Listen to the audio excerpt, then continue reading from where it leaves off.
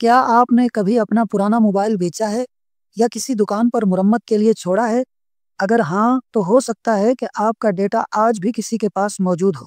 ہمارے ایک دوست نے بتایا کہ ایک لڑکی اپنی والدہ کے ساتھ نیا موبائل خریدنے آئی۔ دکاندار نے اسے پرانا موبائل بیچنے کی پیشکش کی اور 18,000 روپے کی حیران کن قیمت لگائی۔ والدہ کے اصرار پر لڑکی نے موبائل بیچ دیا، لیکن جیسے ہی موبائل دکاندار کے ہاتھ میں آیا اس نے فوری طور پر ڈیٹا ریکور کر لیا۔ لڑکی کی ذاتی تصاویر اور ویڈیوز اس کے سامنے تھیں۔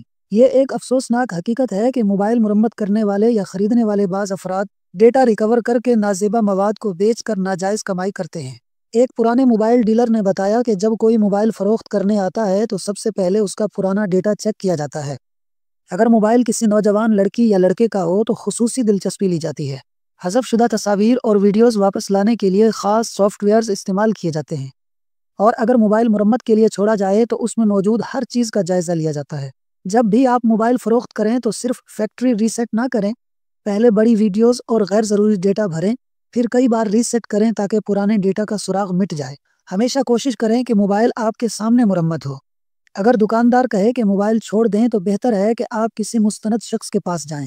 اپنی ذاتی تصاویر، ویڈیوز اور دیگر اہم ڈیٹا کو کلاؤڈ سٹوریج یا کسی محفوظ ڈیوائس میں رکھیں تاکہ اگر موبائل چوری ہو یا بیچنا پڑے تو کوئی مسئلہ نہ ہو۔